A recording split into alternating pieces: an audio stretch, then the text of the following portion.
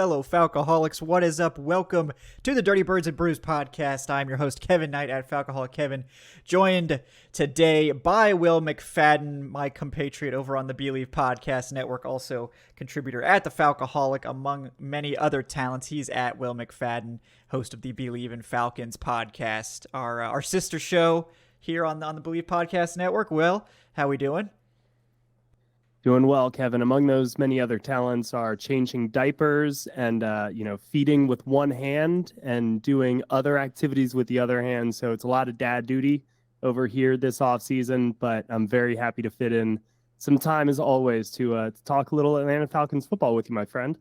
Yes, well, you're really developing. We talked about Avery Williams a lot on the last podcast. That versatile skill set. I can tell you're developing your very own versatile skill set over there. So, an indispensable part of that household, no doubt. It's true. Appreciate you making the time. Our topic today, folks: breakout players to watch for the Falcons. On our show that we did just recently, Will and I, on the Bleav in Falcons pod, check that out. We talked about sort of the indispensable players with some Michael Scott isms in there. So if you like The Office, you can get some good nugs in there as well.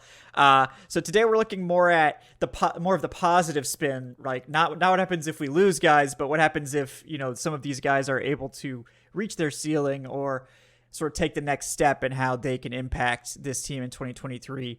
And we're just going to sort of rattle through some of our own names here. I know I have a list. I'm sure Will has one too. And we'll just get to some interesting guys as we try to make it through this content drought that we're going to be in, starting basically right now as minicamp has ended.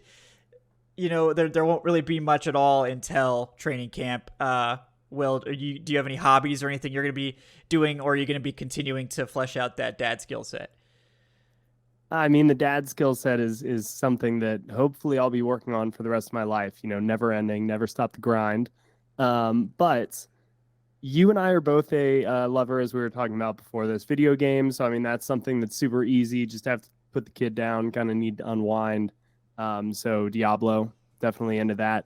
I love to play tennis, golf. So as it's, nice outside, getting out, getting some physical exercise, I find really helps to keep my body active, allows me to just kind of like let the mind wander and cut loose and just kind of listen to music or something different than all the podcasts I listen to all day. Or like, I'm just in my own head a lot, thinking about a lot of stuff. I wish I could turn that off sometimes, and that allows me to do that. So that's probably what I'll be getting into. Of course, just keeping up with all the great stuff that everybody at the Falcoholic and all of our favorite sister podcasts and all of that are keeping up to stay in touch with everything Falcons as well.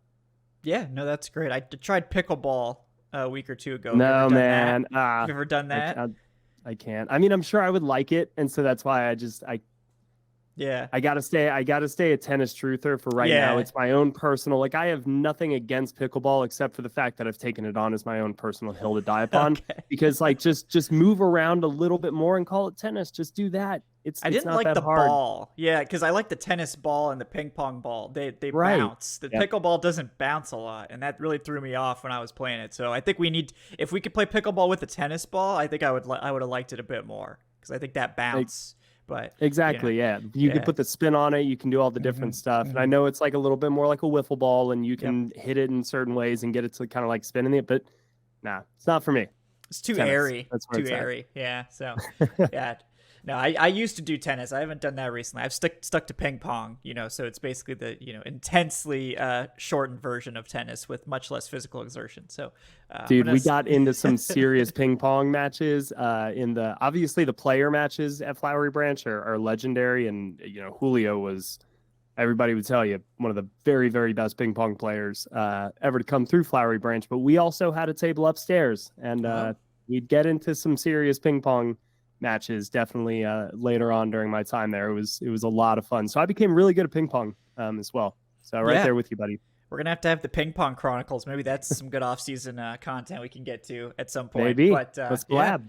Let's do it. Well, guys, before we go any further, I want to thank today's sponsor, BetOnline.ag, your number one source for all your Stanley Cup. Well, Stanley Cup just ended, so unfortunately no longer able to bet on that. But NBA Finals as well just ended, but they've got all you need stats, news, and scores for all your favorite sports. Get the latest odds and lines on anything under the sun, just about, including NFL futures. If you're feeling overly confident in the Falcons, you could bet on Atlanta to win the NFC South right now before the rest of the league catches up to that hype train. Of course, BetOnline is your sports intel headquarters this season, as they've got you covered for all your insider sports wagering needs, including MLB, golf, UFC, boxing, pretty much anything you could think of, guys. BetOnline is the fastest and easiest way to get your betting info, including live betting options and your favorite casino and card games you can play right from your home. So head to the website today or use your mobile device to get in on the action, and be sure to use our promo code BLEAV, that's BLEAV, to receive your 50% welcome bonus on your first deposit. Bet online, where the game starts. All right, well, let's dive right in. I'll kick us off with, I ranked like 5 guys and then I had like a whole mess of guys. But I think we're going to do it a little bit more freeform. So I'll just start with one of the guys on my list who I'm pretty sure will be on yours as well. And Arnold Ebiketie, the edge rusher, who didn't have the stats necessarily, did have a good pressure rate, didn't play as much as I think a lot of people were hoping last year, but when he did, started to make some impact. Ebiketie, I think, is one of the more interesting players in terms of how much run is he going to get? Is he going to be a starter, considering a lot of the guys that they kept in Lorenzo Carter, they brought in Bud Dupree. What's Ebiketie going to do? But I do think he's one of the more interesting edge rushers, maybe the most interesting guy in that group in terms of what he can become. What do you think about Ebiketie? He's absolutely on my list. I think that, you could make the case that he is certainly among the defensive guys, maybe the best poised and best positioned to have a breakout season. And I think the Falcons would benefit from that greatly. The reason I think that he really could kind of capitalize on this situation that he's in is, you and I spoke about this on our podcast. I kind of think the strength is for this Falcons pass rush is the depth. It's that they're going to be able to throw a lot of guys consistently at offensive lines and at opposing offenses. And Arnold Ebiketie, given, how young he is and really only entering his second year here, I think that he's going to be the player that they can just keep bringing in wave after wave after wave. He's going to be so fresh, and he's going to be, I think, the player that best capitalizes on these offensive lines that maybe throughout the course of a game do wear down. He impressed me a lot last year because I thought coming in into the NFL, he was a little bit already close to a finished product. I looked at what he had accomplished throughout his college career and just the progression and the growth that he had. And it was there. He'd gotten better, but kind of not by leaps and bounds. He was like incremental improvements, and he'd been in college for a while. He'd had a lengthy career.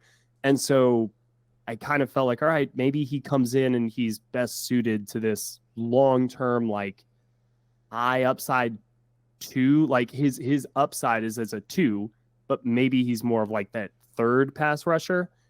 But I saw a lot more from him last year than I expected to see. I thought he developed more tools than I anticipated he would. So I'm very excited to see what he can do in year 2 with kind of, I think, better opportunities given the help around him. And also, I think he'll be hungrier to capitalize on those opportunities because, again, he's going to see all of these guys around him who have all of these pelts on the wall, and he hasn't really proven anything yet. So it's like, all right, go get yours. And I'm excited to see how he responds to that challenge. Yeah, no, I agree with you 100% there. I think he's the most interesting man in the edge group, certainly, in terms of we don't really know what to expect. But I think that he's still a big part of their plans, despite all the moves they've made, with Calais Campbell, Zach Harrison, Bud Dupree coming in, Lorenzo Carter coming back. It's like, wow, that's a lot of edge rushers, but I still think Ebiketie is going to be up there. The one concern is that, are they moving away from this archetype of edge rusher over time, which was more of the Dean Pease style? Is Ryan Nielsen going to minimize this role? But I think we've seen it with the Saints too. They were not afraid to have a stand-up rusher or to go for one of the guys on the edge being more of that stand-up guy. They didn't necessarily need every single defensive end to be the hand in the dirt, Cam Jordan monster. They did play versatile personnel. So I'm interested to see how they deploy him and Carter and some of these guys that are more stand-up types. But Ebiketie, he's only 6'2", but really long arms and was a bit heavier than I think people realized. So he's, I think, someone that can thrive in multiple roles. And like you said, polished coming out. And, the pass rush plan is there. The technique is there. Really close to a lot of plays in 2022. And you have to think with the improved supporting cast that he'll be able to finish a lot more of those. And I think that's really the story of this whole defense. I'm sure we'll talk about it more. It's just the floor has been raised so much that ideally now a lot of those near misses or plays that were almost there, you can get those to be actual plays. Yeah, it does kind of feel like outside of, probably Jesse Bates. And I think the Jeff Okuda is a long shot home run swing, but the dude was a former number 3 pick. So like that the home run swing is conceivably there, but outside of those two guys, you're right. I think that this was an offseason about raising the overall kind of depth, adding numbers to the ranks on your defense, just to give yourself a 2 deep that is respectable. And I think they've largely accomplished that. Yeah, for sure. All right. Well, who's your next breakout player to watch this year? Yeah, so this is somebody based on our conversation just off mic. I am curious, and I don't think he's on your list. He is on my list, and it's Drake London. And your point was that, can't you argue that he broke out last year? I think you can. He had 72 catches for 866 yards and 4 touchdowns. And I think that is in and of itself could be a breakout season, but you are seeing what some of these other rookie wide receivers are doing recently. And I think that there's another level to be reached here. I think that he was kind of good in a lot of games last year. I don't know if there were really many performances where you were like, he was great today. And I'd like to see more of that from him. But I think we started to see that definitely towards the end of the year. His final 5 games last season, 48 targets, 31 catches, 428 yards. He didn't have any touchdowns, but I mean, you're talking about basically half of his yardage total for the entire season coming in those final 5 games, 4 of which were started by Desmond Ridder. So I think that you extrapolate that out and you put Desmond Ridder in there for the entirety of the season. We talked again on my podcast about just the scarcity at the wide receiver position behind Drake London and Mac Hollins. So I think that Drake London is going to have a huge target share in this offense. I think 1,000 yards is like a safe floor, barring injury. If he is healthy for the entire season and does not reach 1,000 yards, I think something will have gone pretty catastrophically wrong here. And I think his ceiling is, like 1,600 yards, somewhere in that range, just because, again, he could be a volume monster. And if one of my favorite kind of stats to come out recently was by Nate Tice, who tweeted out on Twitter. He was just kind of playing around, and this was success rate per target. So basically, how successful were you based on each look that you're getting? And Drake London was 9th with a 14.9 success rate on every one of his targets. And that was sandwiched between Justin Jefferson and Jamar Chase. So I think that you add more volume to Drake London's kind of production totals. And it is there that I think that you'll see those continue to positively improve instead of maybe regress as he gets more volume. I think we're seeing the signs that, no, he can sustain more volume and still stay very productive. And therefore, I think have a monster season. So yes, he did kind of break out last year, and the fact that people kind of know who Drake London is, but I think he could really have like a true, he can be a number 1 wide receiver in the NFL type of season, because they need that from him this year. Yeah. I think you look at Drake London and like, to me, it's like, I think he's already sort of arrived, and I think he was just held back a lot by Marcus Mariota. We saw what happened when he had a quarterback who was willing to chuck the ball to him, and it was beautiful. It was great. It was one of the best things.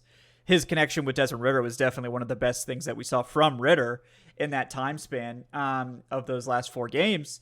And yes, if you happen to, if that kept up for 17 games, then he's on this crazy path to 1,400 plus yards, and that's not reasonable to expect. I mean, it usually doesn't keep up even over a 4-game sample, but I think over 1,000 yards easy. But I think you have a point that like 800 something yards, that's a breakout season for a lot of receivers. But if you're talking about wide receiver ones, which is what I think we Bleav that he is, then you need to eclipse that 1,000 yard mark, and you need to do it multiple years. So I don't think it's outlandish to have him as a breakout player. I think it makes sense. And I think this could be the year where everyone knows who he is. He's got that respect of like, this is a good wide receiver, but this could be the year where he takes that step to be like, okay, he's like a top 15, top 10 wide receiver now. I know like Matt Harmon over at Reception Perception loves Drake London. He's just like, this man, his, I think success rate versus man and zone were both exceptional last year. Yeah. And I think, Harmon will tell you like success rate versus man is one of the most predictive things we have for future success, and London's one of the best. He does a lot of the little things well. Like if you do look at a lot of the intricacies of the wide receiver position and just the, like it's a little bit like baseball. You could look at just the home run and strikeout totals, but then you can also just look at how often they're putting it in play and how often they're doing things versus the switch, and just like more of these nuanced metrics that kind of give you a more complete picture. He is shining in a lot of those areas, and that's kind of why I brought up that success rate like per target metric, because I do think that highlights that the overall numbers, the kind of big summary statistics, those will come. It's just we're pointing to like the signs why we Bleav those will come, and it's because he's doing all these other little things that are indicative of better future performances right now. And I think that happens kind of in year 2 for him. Yeah. So he's definitely one of the most interesting players to watch, without a doubt. And I hope that connection with Ridder is one of the earliest things we see going into the season, because, there's a lot of moving parts on this offense. The hope, I think, is that they're ready to hit the ground running this year. And I think Ridder to London could be one of the early things we see, because it's carried over from last year. For sure. Who else is on your list, Kevin? Let's see. Next one for me, UCF legend Richie Grant is up, and I feel like we've been sort of waiting for the Grant breakout. I think this last year we were sort of hoping that would be the year, and he did not play poorly, but he was more of like an average starter. And I think now with Jesse Bates in the fold and a better defense around him, and I think maybe a scheme that's a little bit better suited to his talents, where he can play a little bit closer to the line of scrimmage, doesn't have to play as much single high, which he's capable of doing, but I think his aggression is better served in the shorter area of the field. I think this is a great opportunity for Grant to sort of become that above average to good starter, and that could be really big again, next to one of the best safeties in the NFL in Jesse Bates. But what do you think about the potential for Grant to have a breakout year here in year 3? I think he kind of falls in my mind maybe where Drake London falls in your mind, which is I considered last year as a little bit of the Richie Grant, but maybe that's just because we are so close to the Atlanta Falcons themselves, right? And so I was highly anticipating Richie Grant as a rookie, only to kind of be like, well, where is he? Is he going to be out there? And then he wasn't. So then year 2, same anticipation. And he played, more snaps than dang near anybody else. And I thought had his ups and downs, but the ups were really solid. And I was like, awesome, cool. Like, this is what I hoped you would become. Now he just needs to do it a little bit more consistently. And like you, my hope is that with Jesse Bates back there, I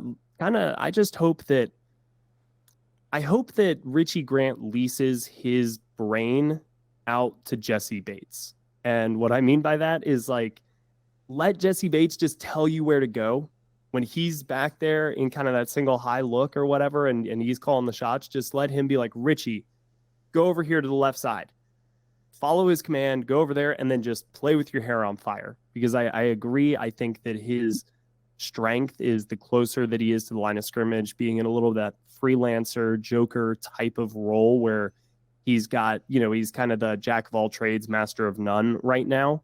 But let him use that to his advantage and keep defenses a little bit off kilter because they don't know where he is from one player to the next. And Jesse Bates can do a little bit of that as well. But I do think that that's the role for Richie Grant. And I'm excited to see what he does when he really kind of takes hold of that. I still think that he is prone to making too many mistakes to really be a great player at this level.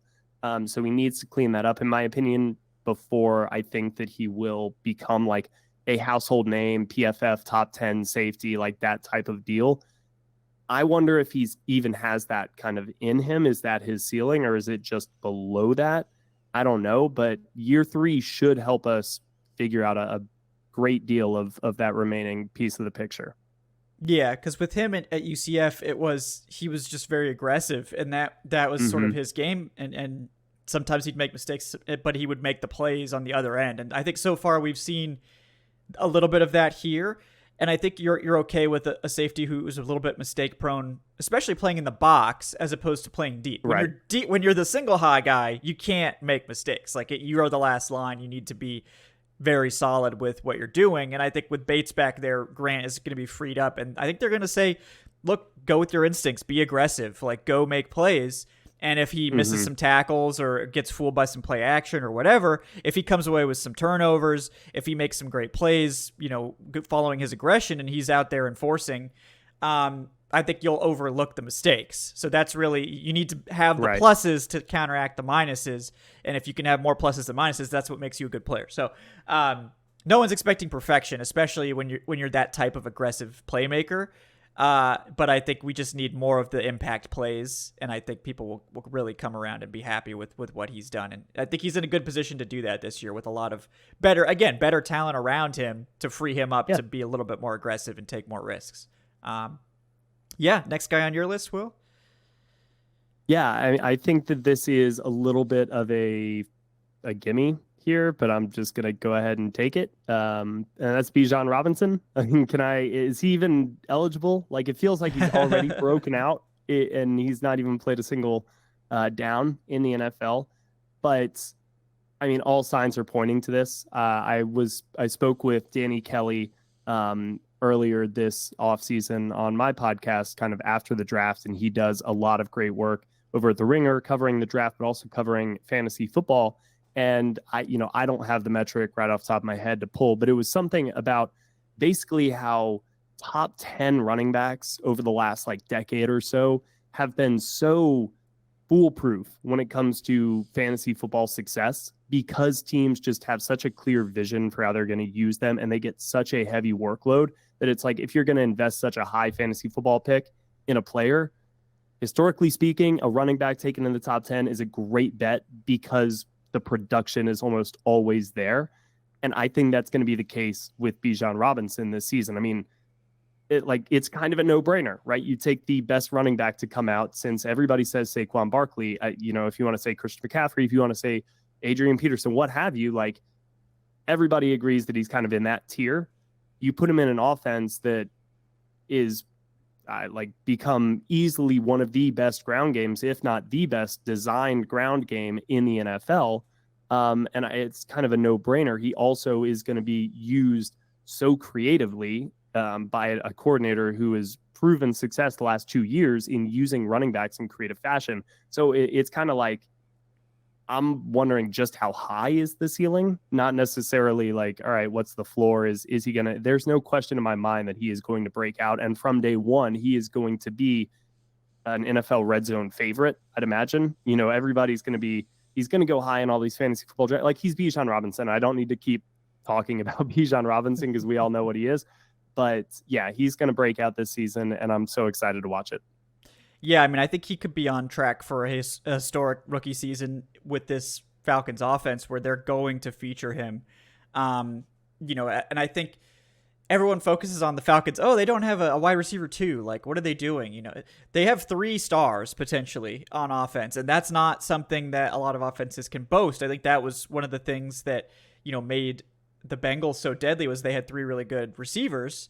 But I think you could look at the Falcons offense with the 3 stars and Bijan, Kyle Pitts, and Drake London. And if those guys are playing at a high level and playing together for the whole season, this could be a really dangerous offense, not necessarily built in the traditional sense. Today's, it's all about let's load up at wide receiver, maybe throw in a good tight end like a Travis Kelce, elite tight end actually, Travis Kelce. But I think it could be really dangerous. And I think that by the end of the year, it was really puzzling to me. I can't remember what site it was, but they were like ranking the top running back rooms in the NFL, and the Falcons were like not mentioned at all. And it's like they mentioned the Patriots, with Damian Harris and James Robinson, and they just cut James Robinson, by the way. So like, that didn't make any sense to me. Like, unless you're just not counting rookies in that equation, but it's content at this. We know the it's deal. Content. Yeah, Yeah, everybody's just making content. Nobody really knows what they're talking about. And somebody Definitely sees not another us, list and they're like, "Let me just change like 2 players on this list, and then I'll put it out as my own list." That's how it goes. We're just down here slaving away in the content mines. It's just what we do. But no, I think that's an excellent one. I'm glad you brought him up because he hasn't played in the NFL yet. So I think technically it counts. It's a breakout season in the NFL, but he's going to break out immediately. There will be no, question. Like, he doesn't have to wait a year, I think. And an interesting tidbit from minicamp that we heard was that Bijan was playing a lot in the slot with Desmond Ridder targeting him quite a bit. I think we were suspicious of that, but it's interesting to see it play out so early in the process. Well, a lot of this this time of year is there's not really much else for him to do.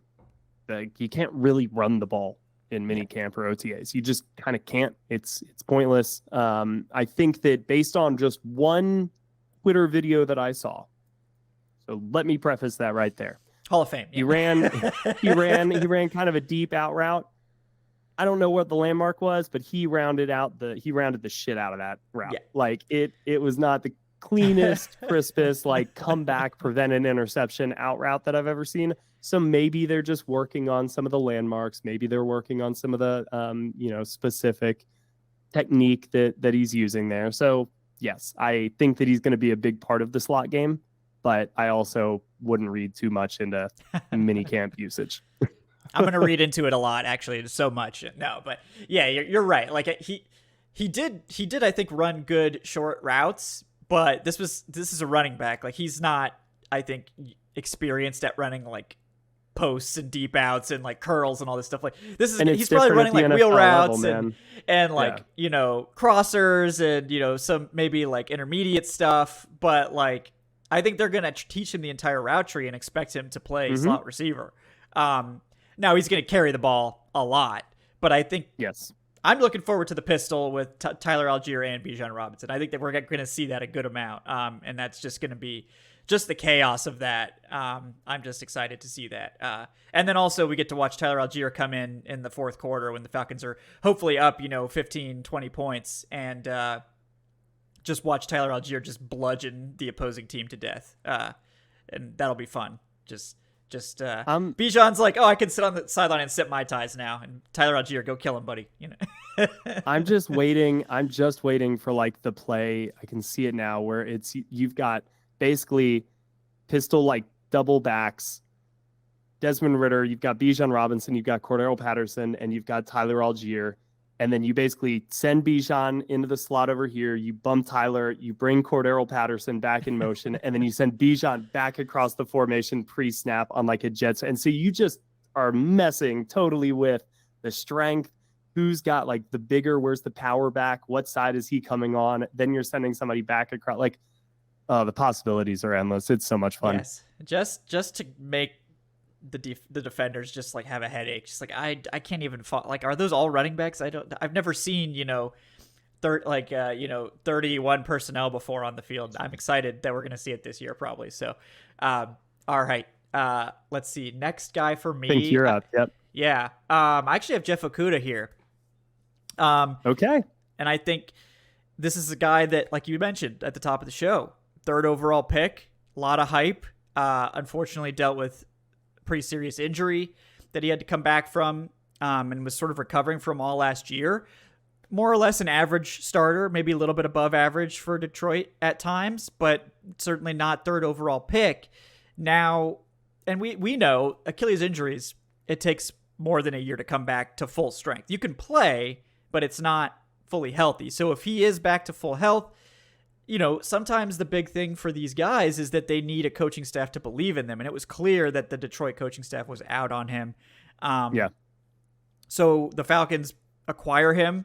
They appear to have a lot of faith in him. It seems like he's the easy favorite to be the starter opposite AJ Terrell.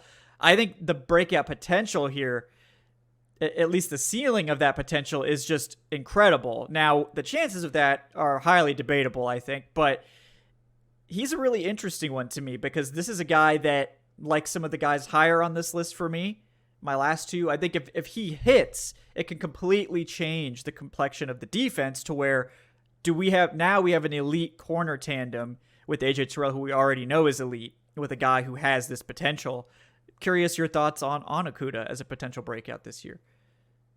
Yeah, so he was somebody who I initially kind of toyed with having on the list, and ultimately I left off my list. And I will preface this again by saying, I'm a huge Jeff Okuda fan. When he was coming out in the draft, I mean, I was like, I have not seen a college cornerback coming out who is this polished and just smooth and never seems out of place and almost seems like he is running these routes with the receiver, for the receiver, like he's purely their shadow. And he was so just locked in every single rep, it seemed like. And so I was flabbergasted when, things kind of didn't work out in Detroit. And then kind of fittingly, I was over the moon when the Falcons were the ones that acquired him. And so I love the acquisition because I think that is also, there's value inherently tied into my emotions for that move itself. However, I am a little bit skeptical that he's going to ever become that player that I really fell in love with coming out of the draft. And there's a lot of reasons for that, right? Like some are injury related, but some also is landing spot. And a lot of this we don't talk about because it's impossible to talk about pre-draft is, yeah, there's like a 50-50 shot that you're going to end up somewhere great or somewhere horrible. And if you end up somewhere horrible, chances are that your career is never really going to recover from that because you just have to end up in the right situation in the NFL a lot of times. And now he's got a second chance, but he's going to get targeted a lot because I think, teams aren't necessarily as afraid, I think, coming off of last season to throw AJ Terrell's way, but Jeff Okuda has not played anywhere near AJ Terrell's level previously. And so, yeah, teams are going to make him prove that, he can kind of lock down that side. And the breakout possibility is there because, again, I think that the skill, the actual skills are still in place. It's just, can he put it all together? I really, really hope he does. Right now, I don't know if I would bet on it personally. Yeah, it's a tough bet to make. It's one of those where you get good odds on it, right? And that would make me tempted to do it because it's 2 years of not great, right? 3 years not great, whatever it is.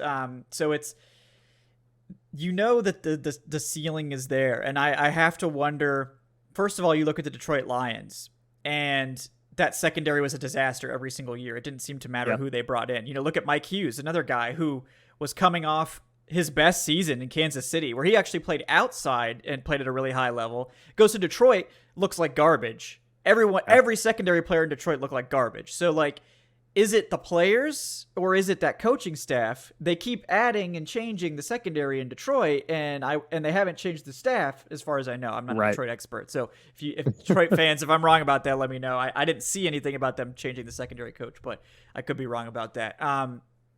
So part of me wonders if it's maybe that secondary is just trash and it just brings everyone down. And then of course, when you're a number 3 overall pick, you expect your coaching staff to have your back, and they clearly did not. Right. They were all the way out on him, and that is crushing for a player who I think was at the pinnacle when he got drafted to deal with that. And I wonder if there's a lot of maturity there now from going through that. And then look, just the confidence boost from being in a situation where now you've got a coaching staff that's behind you, that wanted you. You can feel that again, that love from the team. And I think there's a good opportunity here for him. But like you said, it is a gamble. But I think there's a good enough chance that it could pay off that I wanted to include him. And just because the ceiling of that is so high, that's why you love the move, because it could be a home run. I love taking home runs. And I think even if you get a double out of it where he's just a good cornerback 2 for you, that's great too, because you already have a great corner 1 in AJ Terrell. So you don't even need him to be this elite number 3 overall pick. If he can be a day 2 caliber corner, that's still really good for you. So excited to see what happens there, though. He'll be a really exciting one to watch. And he also gives the Falcons that tremendous size that they were sort of lacking outside of Terrell. I guess they did sign Trey Flowers now, but he's sort of Trey Flowers is his own thing. He's a tight end coverage cornerback, which is very unique. But yeah, well, who's your next guy? Well, yeah, no, I mean, I completely, again, agree with everything you said about Okuda. And I do think that the bar is a little bit lower. So there is like what constitutes a breakout is certainly in his favor. My next guy is Taquan Graham, and obviously kind of looked like he was on his way to having just a pure breakout season last year. The sacks never, materialized, but it was trending in that direction. And we all know sacks kind of come in bunches. And once you get your first one, sometimes it can cascade after that. So who knows, maybe he gets one and then he ends last year with like 4. And then we're sitting here kind of being like, damn, all right, Taquan Graham, like story of the year last year. Unfortunately, he gets injured, but positive news on that front. Looks like, he's kind of progressing well, and the team is pleased with kind of where he's trending right now. If you look at the metrics, he had 14 pressures last season, only played 10 full games compared to 6 his entire rookie year. So that's just one stat, but pretty much across the board in a lot of the metrics that the PFF tracks, like blew them out of the water in terms of improvement from rookie year to year 2. And I think that he's another player kind of like Arnold Ebiketie. I wonder what, it could hurt him early on in just like, what is his role? What is his usage? Do they work him back slowly? Does he have to earn the trust of Ryan Nielsen, who clearly is going to, favor Grady Jarrett and David Onyemata? One, because he's got a ton of respect for Grady Jarrett, having played against him in the division all these years. The other, because he knows David Onyemata after working with him directly in New Orleans. So is that going to be really tough to crack? But I think that Taquan Graham, just kind of what he did, that jump that he made, is real. I think that is telling of the type of player that he can become. And if he can learn and mold his game a little bit after Grady Jarrett, he's got some of the same flavors. And I think that, we really could see, could he be like an efficiency monster? Can he get out there and maybe the overall stats, again, aren't going to be team leading, but you look at it on like a pass rush productivity, a win rate metric. And if he does get some sacks, I think that a lot of people will be saying, man, Taquan Graham, another 5th round, like defensive line gem for Atlanta. Yeah, I totally agree. He was on my like guys to watch list, not in the top 5, but like definitely guys to watch.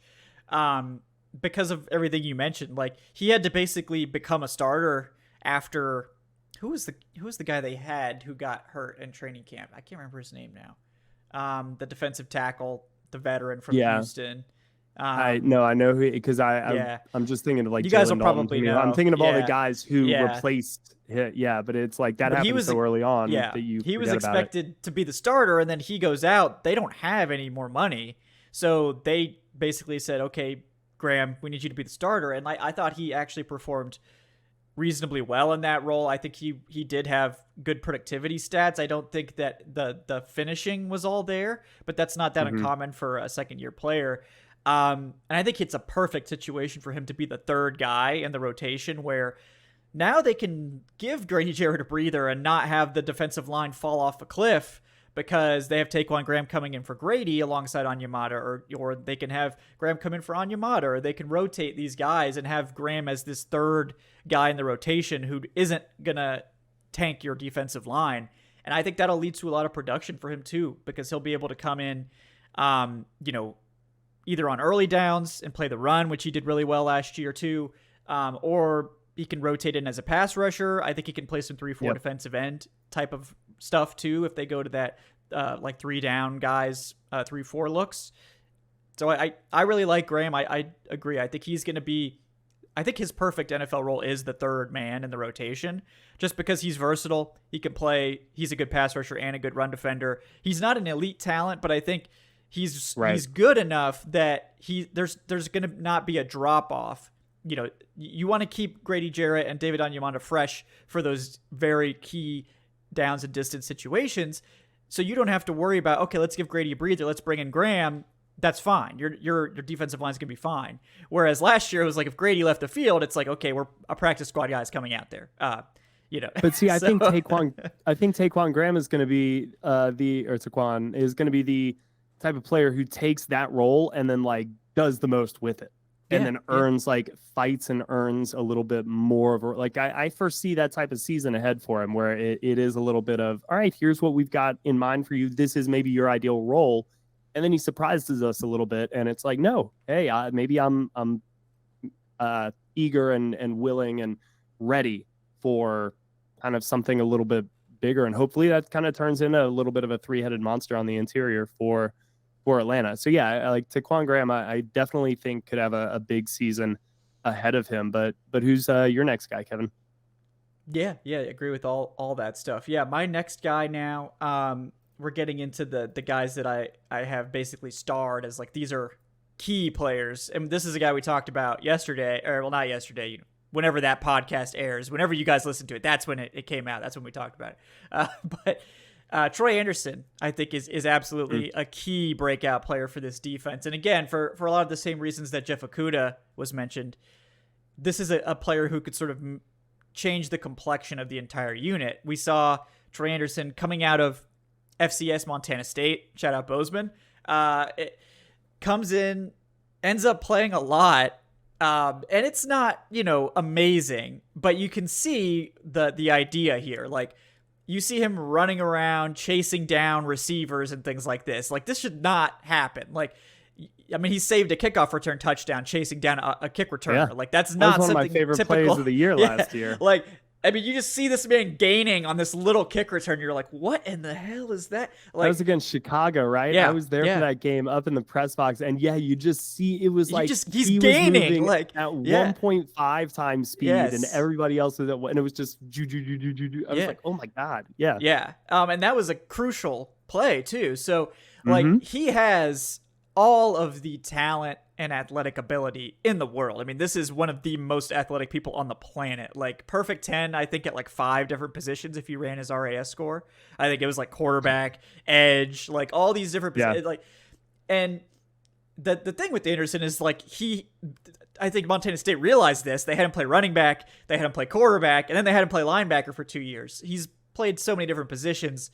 Linebacker is one of those that it is one of the headier sort of positions. Like you have to be able to read and analyze a lot of different keys, a lot of different things that the offense is doing, and make a decision about where you're going to move. That's a lot to put on the plate of a guy who's only played the position for 2 years. But I think it also shows how much trust Montana State placed in him that they moved him around. They didn't really care. They're like, you could play quarterback now. You can play linebacker now. I think he was, all FCS or one of the, AP Players of the Year. I think it was the Big Sky Conference or whatever it was out there, like Player of the Year, like Defensive Player of the Year. So this is a guy who is special. I just don't know how long it's going to take to get there. And in the NFL, of course, is a completely different beast. But what do you think about Andersen's potential breakout this year? So when we spoke yesterday on my podcast, I definitely defended, I think, Troy Andersen, and I was among the two of us the more positive on I think his prospects. However, I also left him off of this list because the more that I think about it, and the more that I think the Falcons highly value him and are invested in getting every little bit of athletic ability and turning him into a football player worthy of like these truly super heroic athletic abilities that he has, I think they want to make him a football player with these incredible gifts. I just don't think he is that right now. To me, and I'm trying to, I don't want this to be as like mean sounding as it is, but he's like Paul Warlow on a power-up mushroom to me. Like, I think that the key when we were talking also about Ryan Nielsen's defense and the linebackers and the importance there, and you've got guys like Demario Davis. What Demario Davis does so well is kind of that like Tampa 2 under, just erase that seam route type of coverage player, where he is so good at locating while dropping and getting in these passing lanes. And I don't think Troy Andersen, can really do that yet. And that worries me a little bit because he's got all of the athletic trait in the world. And I think sideline to sideline, no brainer. If he can learn to really key on these things and have that type of instinct that truly separates, your Levante Davids or your Demario Davises, your Luke Kuechly's, to just go all the way around the division right there. I think that he has the athletic ability to be an exceptional elite run defender, because that's already that's just running and hitting and diagnosing. And he can do that, I think, all day long. The fielding coverage is a totally different animal. And like you, I worry that is going to take some time to develop, kind of like it did with Devondre Campbell, similar type of athletic specimen. And you're like, man, if you can just figure out what to do with him, or somebody like Isaiah Simmons, who the Arizona Cardinals are still trying to kind of figure out, what do we do with you? I worry that he fits in that box of, man, just an amazing athlete, which is why he was so good in college and why he excelled at all these different positions, because he was the biggest kid in high school. And it's we can just put you out there on the field and you're going to get 4,000 rushing yards. You're just better than everybody else. But in the NFL, that doesn't work. And so that's my only concern. Yeah, no, I think that's a fair criticism. And I think that's the key to that's why he could be a breakout player this season, but It's not a guarantee. The guys on this list are not guaranteed to break out. If that was so, that would be great. We could guarantee, because that's the thing. If all of these guys that we mentioned break out, this is a contending team, no question. So maybe half these guys break out, but yeah, I think that's the big question with Troy Andersen. How quickly does this happen? Does it happen this year? If it does, and that's why I think he's one of the crux players, the linchpin players of this defense, where if he's just average, everything's fine. It's fine. It's not going to be a big deal. I think that's sort of what they're expecting. It's Troy, just take that step, become an average starter, next to Caden Ellis, who hopefully is going to be a really good starter. He can handle more of the heady stuff. We'll let you run and hit. We'll let you play some man coverage and chase guys down with your athleticism and not ask too much of you in zone. Because that was, like you said, that was where he really struggled under Dean Pease last year. The zone coverage, the instincts were not there at all. When they drafted him, I was like, they're going to need to play him in man, because he's got the athleticism to keep up with anybody in man. And man is, theoretically, if you're not running some really complicated man, pass-off scheme, it's pretty simple. It's not that hard to pick up. It's just get your guy and follow him. I'm wondering if they'll emphasize that role for him more than it was in Dean Pease's defense. I think that would be key to improving his coverage. But eventually he's going to have to do it. Yeah, so I think that the other aspect of his game that I failed to mention, there was the pass rush, right? And I'm curious to see how they envision using him in the pass rush, because certainly Caden Ellis, bringing him in here, has kind of the same weird, funky type of versatile athleticism, and really at a high level in some cases. And he had, what was it? 7 sacks last season? 8 sacks, something like that. Yeah. So what can he teach Troy Andersen, and what do they envision using Troy Andersen, and how do they want to use him in the pass rush? I think that's a way to maybe mitigate some of these concerns in coverage is, all right, we're just not going to use you in coverage, and you're going to be that fourth rusher in a simulated pressure package, and we're going to end up dropping Arnold Ebiketie into that underneath zone, something like that. Maybe I could see them doing it. But yeah, I think that the skill set is certainly intriguing. So the breakout potential is definitely there. But I'll be fascinated if it happens, how it happens. Yeah. I think it's if he does take that step, that could change the complete complexion of the defense to where this is now, we're thinking about this defense very differently. Oh, wow. Okay. They've got 2 really good linebackers now. That's different. That's not what I was expecting. So we'll see. But it's one of the more fascinating, I think, things this year. All right. Who's up next for you, Will, as we get close to closing out our lists here? Yeah, this is basically the last guy on my list, because I initially had Tyler Algier written down, and then I was like, this is insane. He broke out last year. Even though I think that there's another level for him to go. Yeah. And in some weird way, it reminds me a little bit of when the Bulldogs had Todd Gurley and Nick Chubb together at the same time there. And for many different reasons, Todd Gurley was in and out of the lineup at this point at the Georgia in his Georgia career.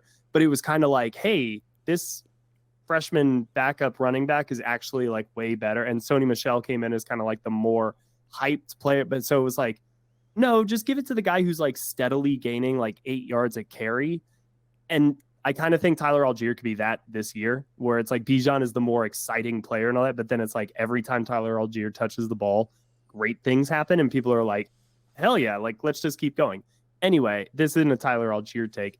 It's a Desmond Ridder take, which is the final person on my list. And this is a little bit of an easy one, right? I think because the bar is so low for him right now. I mean, you've got articles left and right coming out that are like ranking every position 1 through 32. And like he's dead last behind Anthony Richardson on like everybody's list Sam of Howell. quarterbacks in the NFL. Yeah. And I'm like, what are we doing here, guys? Like he's not that bad. His final 4 games, those were his first 4 games and he got better each 4. And, you know, like the last game that he played, 2 touchdown passes, over 200 yards passing, like not a bad performance.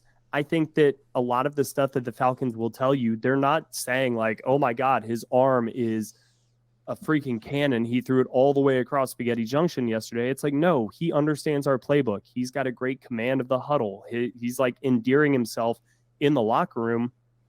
These are a lot of the things that you would hear about guys like Russell Wilson when they were young and kind of learning. It's the ability to assimilate into an NFL culture and be a leader and be the face of the franchise and be almost like the CEO of the team when you're 22, 23 years old. And that's really hard to do, but those are the more important things. And I think the Falcons are right to kind of focus and highlight those things.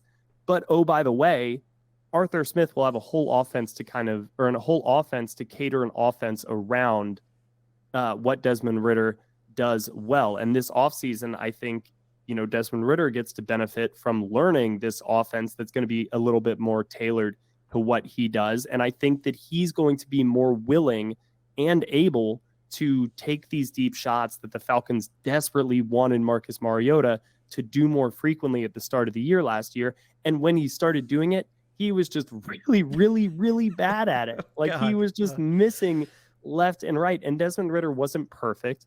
And there were some times where he was overly aggressive and looking downfield and missed something kind of wide open underneath. But he's a rookie and he'll learn from those. And I trust him to get better from year 1 to year 2. And honestly, even if he's like the 17th best quarterback in the league, if he's like the 20th best quarterback in the league next season, and the Falcons, you know, win the NFC South going 9 and what would it be, 8 now? 9 and like, 8, yeah. And they're like the first wild card team or something because it's a weak NFC year, and he wins 1 playoff game. Guess what? People are going to be talking about Desmond Ridder going in the next season, kind of like they're talking Brock Purdy right now. You know, they'll be kind of like, hey, maybe the Falcons have something. They're an exciting team. Look at them. They're going to be my pick to, you know, be the 3 seed in the NFC. Like, it's all just offseason narratives. And I think that Desmond Ridder is not going to be nearly as bad as everybody's predicting right now. And for that reason, we're all going to come away kind of being like, hey, Desmond Ridder, breakout season. So that's my prediction. Yeah, no, he was also my number 1 on my list. So there you go. Nice dovetailing there. But for all the reasons you mentioned, like everyone seems to think he's trash. I don't get it. He got better every single week. I mean, he beat up the Bucks so bad in that first half that they pulled all their starters to like save their embarrassment. You know, it still counts, Tom. Sorry.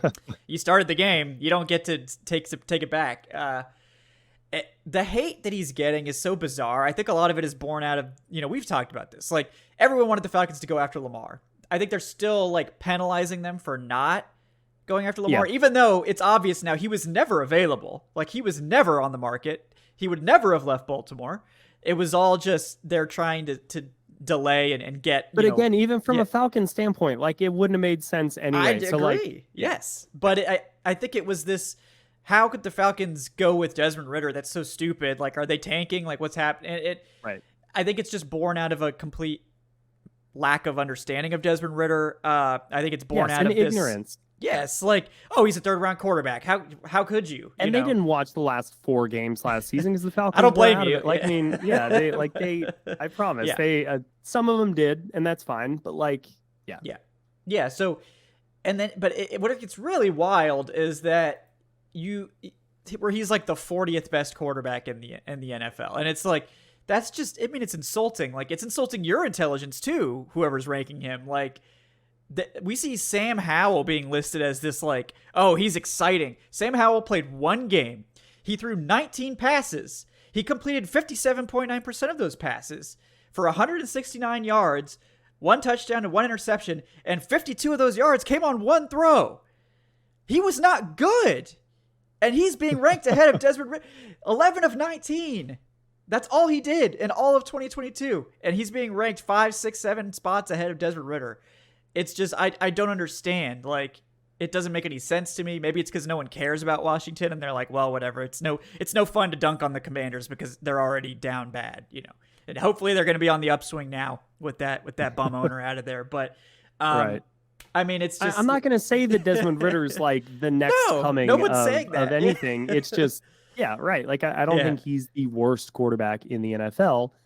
I think he's probably going to be somewhere around that 20 spot when all is said and done this year. And if he is, maybe that's enough. But I think it'll be enough for people to at least their stock in Desmond Ridder to be slightly trending upwards, which again constitutes maybe a breakout season. My take that I usually tell people is I think by the end of 2023 there will be no question that Desmond Ridder is an NFL starter. I can't tell you whether or not the Falcons will be looking for a new starter. But I think we'll know by the end of 2023 that he is a capable NFL player, capable NFL starter. Is he good enough to keep the Falcons from going after another quarterback? I don't know. But I think he's going to end up in that like 15 to 20 range when it's all said and done. And like part of it is that Arthur Smith is not going to make it difficult for him to do that. I mean, they've loaded up the run game. They've given him these 2 elite options on the outside to throw to, and Kyle Pitts and Drake London. And they've made, I think, an offense really tailored to his skill set. I mean, look at Ryan. I mean, Arthur Smith resurrected Ryan Tannehill's career. This was a guy that was traded for like a 7th round pick and turned him into a top 10 player, arguably one of the best players of that season in terms, one of the most efficient seasons ever for a quarterback. He's going to make it easy for Ridder. And really all this offense needs is a guy that is smart with the football, that has some athleticism to take advantage when teams key on the run, and he can take off and pick up yards, which he can. He needs to sort of hone that in a little bit better. And that's going to hit the damn deep shots, unlike Marcus Mariota. That was what crushed this offense, is that teams found out Marcus Mariota could not throw deep. And that was it. Like, it was all over for Mariota at that point. Desmond Ridder will throw deep. Now, he's not going to hit every single one of them, but if you hit half the ones that Mariota missed, we're talking about this team probably in the playoffs. So, I think Ridder is definitely the biggest breakout guy to watch. But a breakout for Ridder is like, oh, he does like the expectations are so low that a breakout for Ridder is like, oh, he's like the 15th best quarterback in the NFL. And I think that would be a good season for him and would really silence a lot of the doubters. And that would probably make him like the 4th or 5th best quarterback in the NFC at that point. Yeah. That's how dire the straits are here in the NFC right now. But it's wild. It's wild out there for Ridder. So he deserves better. We got your back, Ridder. Just, we got your back now on these airwaves. Now have the team's back this year. We believe. So, yeah. Well, Will, anything else you want to touch on? Any other guys you wanted to mention before we sign off? I don't, but I know you had a couple of guys on your long list. You want to just name a few, throw them and out then there. if any really strike me as crazy, I'll react. Yeah, we mentioned Taquan already. Drew Dahlman I put on here as a guy that I think is about him. Someone to watch. Matthew Bergeron, Clark Phillips, and D'Angelo Malone were the other ones I had on there. Those all make sense. Yeah. But like not as high of a level. I think with the rookies, it's a little bit more tempered usually. Yeah. But, yeah. And the offensive line is always hard too, because it's like what constitutes I'm sure there are some people who are like, was Chris Lindstrom's season all that good last year? Like, why is he suddenly amazing? Like, it's like really hard unless you just kind of know what to look for or are watching enough of just the offensive line snap in and snap out to really have that sample size to be able to like make comparisons and things like that. But I totally agree. Drew Dahlman and Matt Bergeron are two guys who could certainly be in line. I think Drew Dahlman, again, inconsistent, but like all young guys are going to be inconsistent. And there were some games where he was rock solid. And Matthew Bergeron, I think, fits really nicely into this offense. I'm excited to see him play. So those two guys on that list were considerations for me as well. Yeah. I think the team clearly has a lot of faith in Drew Dahlman. That was a spot where I was like, oh, are they going to go take John Michael Schmitz at that spot instead of, and they went with Bergeron. So I think that shows like they could have had the best center in the draft. They chose to pass because they trust Drew Dahlman that much. So to me, that is the most resounding endorsement you could possibly have, is like you have the chance to take the best center in the class and you choose not to do that to go after a guard. That means they trust Drew Dahlman. So we have to trust him too at this point. We have no choice. Yeah. No, and Drew Dahlman was not bad. Like I think the pass protection was inconsistent. I think the run blocking was really good. We know how important the run blocking is going to be for this team. If you can just get that pass pro. I mean, that's what with Cade McGarry, right? Just needed to get the pass protection more consistent. He did that. Just be elite in one area and then get the other area kind of sufficient, and you'll have success. Yeah, and the way this offense is constructed with all the play action and everything, like it makes it easier for the pass pro, because half the time you're going to be run blocking in these pass protection situations anyway to throw off the defense. So, I think this we covered a lot of ground here. I think we got all the main guys. Everyone, thank you for listening today. Appreciate that. Like, subscribe if you enjoyed. Check us out on Patreon, patreon.com/Falcoholic Live for those exclusive perks. Will. He is Will McFadden at Will McFadden on the Twitters, host the Bleav in Falcons podcast, our sister show here on the Bleav Podcast Network. Anything else you'd like to plug, Will? No, we've got our YouTube channel, Bleav in Falcons, that as well. A little touch and go, but that's all of our good video contents are going to be up over there. Outside of that, man, just always a pleasure doing this with you. So I really appreciate having me on. Yeah, absolutely, guys. And I am Kevin Knight at Falcoholic Kevin. The show handle is at Falcoholic Live. Appreciate everyone for hanging out. Make sure to tune into the live shows Wednesday at 8 p.m. Eastern. And definitely go back and watch last week's, well, maybe 2 weeks ago, depending on when you're watching this live show, where we had Falcons executive Brett Jukes on.